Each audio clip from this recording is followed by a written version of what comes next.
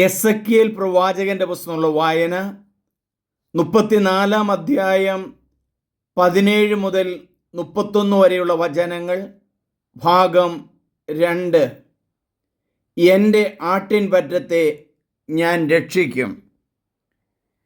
ദൈവമായ കർത്താവ് അരുളി ചെയ്യുന്നു, എൻ്റെ അജഗണമേ, ഞാൻ ആടിനും മധ്യേയും മുട്ടാടിനും കോലാടിനും മധ്യേയും വിധി നടത്തും.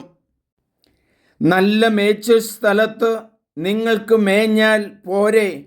മിച്ചമുള്ള പുൽത്തകിടി ചവിട്ടിത്തേച്ച് കളയണമോ? ശുദ്ധജലം കുടിച്ചാൽ പോരെ? ശേഷമുള്ള ജലമെല്ലാം ചവിട്ടി കലക്കണമോ? എൻ്റെ ആടുകൾ നിങ്ങൾ ചവിട്ടി തേച്ചവ തിന്നുകയും ചവിട്ടി കലക്കിയത് കുടിക്കുകയും ചെയ്യണമോ? ദൈവമായ കർത്താവ് അവരോട് അരുളി ചെയ്യുന്നു, ഇതാ ഞാൻ തന്നെ കൊഴുത്ത ആടുകൾക്കും മെലിഞ്ഞ ആടുകൾക്കും മധ്യേ വിധി പ്രസ്താവിക്കും.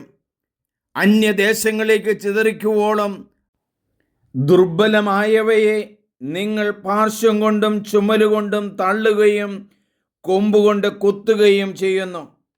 അതുകൊണ്ട് ഞാൻ എൻ്റെ ആട്ടിൻപറ്റത്തെ രക്ഷിക്കും.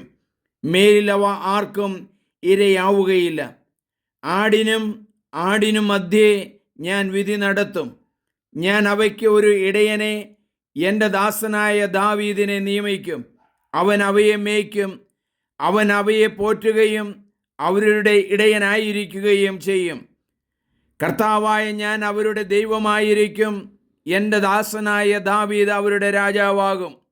കർത്താവായ ഞാൻ ഇത് പറഞ്ഞിരിക്കുന്നു. അവരുമായി സമാധാന ഉടമ്പടി ഞാൻ ഉറപ്പിക്കും. അവർക്ക് വിജനപ്രദേശങ്ങളിൽ സുരക്ഷിതമായി വസിക്കാനും വനത്തിൽ കിടന്നുറങ്ങാനും കഴിയുമാറ് വന്യമൃഗങ്ങളെ ദേശത്തു നിന്ന് ഞാൻ തുരുത്തും. അവരെയും എൻ്റെ മലയ്ക്കു ചുറ്റുമുള്ള സ്ഥലങ്ങളെയും ഞാൻ അനുഗ്രഹിക്കും. ഞാൻ യഥാസമയം മഴ പെയ്യിക്കും. അത് അനുഗ്രഹ വർഷമായിരിക്കും. വയലിലെ വൃക്ഷങ്ങൾ ഫലം നൽകും. ഭൂമി വിളവ് തരും. അവർ തങ്ങളുടെ ദേശത്ത് സുരക്ഷിതരായിരിക്കും. ഞാൻ അവരുടെ നുകം തകർക്കുകയും അടിമപ്പെടുത്തിയവരുടെ കരങ്ങളിൽ നിന്ന് അവരെ മോചിപ്പിക്കുകയും ചെയ്യുമ്പോൾ ഞാനാണ് കർത്താവ് എന്ന് അവർ അറിയും.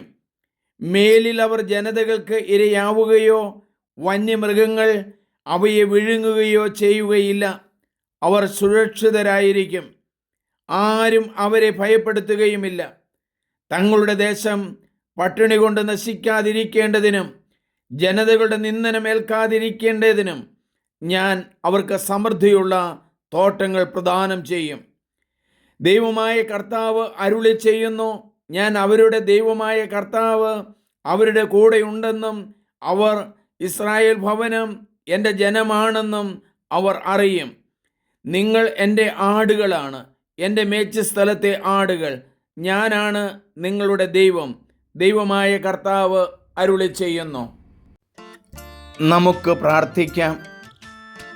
ദൈവമേ, എസെക്കിയേൽ പ്രവാചകനിലൂടെ 34 അധ്യായം 17 മുതൽ 31 വരെയുള്ള വചനങ്ങളിലൂടെ എത്രയോ ആശ്വാസദായകമായ രക്ഷാകരമായ വചനമാണ് ആ ജനത്തോട് അരുളി ചെയ്യുന്നത്. നിങ്ങൾ എൻ്റെ ആട്ടിൻകൂട്ടങ്ങളാണ്. നിങ്ങളെ നല്ല മേച്ചിൽ സ്ഥലത്തേക്ക് ഞാൻ കൊണ്ടുപോകും. വഴിതെറ്റിപ്പോയതിനെ തിരികെ കൊണ്ടുവരും. എല്ലാവരെയും രക്ഷിക്കുന്ന ദൈവത്തിൻ്റെ സ്നേഹം ഞങ്ങൾക്ക് പകർന്നു തരുന്നതിന് നന്ദി പറയുന്നു. അങ്ങ് അരുളി ചെയ്യുന്നല്ലോ, നിങ്ങൾ എൻ്റെ ആടുകളാണ്, എൻ്റെ മേച്ചിൽ സ്ഥലത്തെ ആടുകളാണ്. ഞാനാണ് നിങ്ങളുടെ ദൈവം. ദൈവമേ, ഞങ്ങളുടെ ദൈവമായ കർത്താവേ, ഞങ്ങൾ അങ്ങയെ ആരാധിക്കുന്നു.